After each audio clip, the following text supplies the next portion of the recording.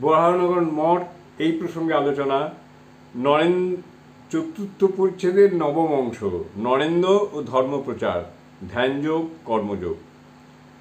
নরেন্দ্র দানাদের ঘরে বসে আছেন, ভক্তেরা বসে আছেন, চুনিলাল, মাস্টার, মঠের ভাইরা ধর্মপ্রচারের কথা পড়িল মাস্টার নরেন্দ্রের প্রতি। বিদ্যাসাগর বলেন, আমি বেদ খাবার ভয়ে ঈশ্বরের কথা কাউকে বলি না।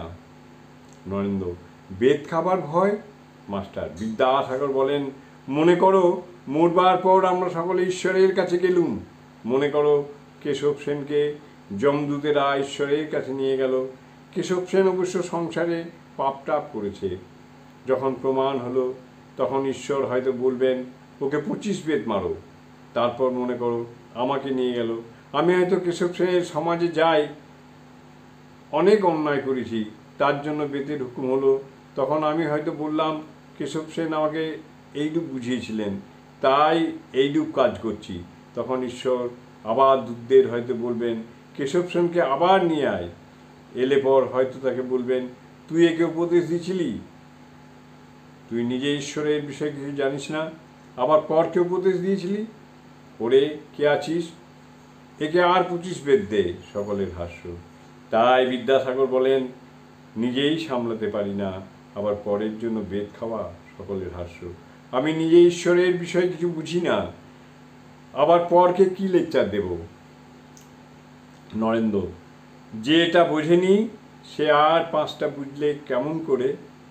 মাস্টার, আর 5টা কি? নরেন্দ্র, যে এটা বোঝে নাই সে দয়া পরোপকার বুঝলে কেমন করে? স্কুল বুঝলে কেমন করে?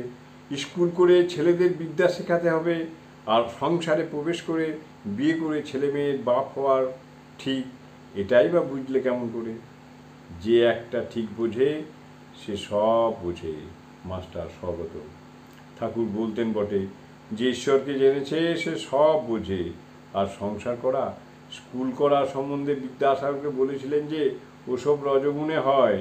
বিদ্যাসাগরের দয়া আছে বলে বলেছিলেন, এ রজগুণের সত্য, এ রজগুণে দোষ নাই। ওং স্থাপকায় চ ধর্মস্য সর্বধর্মস্বরূপিণে অবতার বরিষ্ঠায় রামকৃষ্ণায় তে নমঃ। জয় ঠাকুর।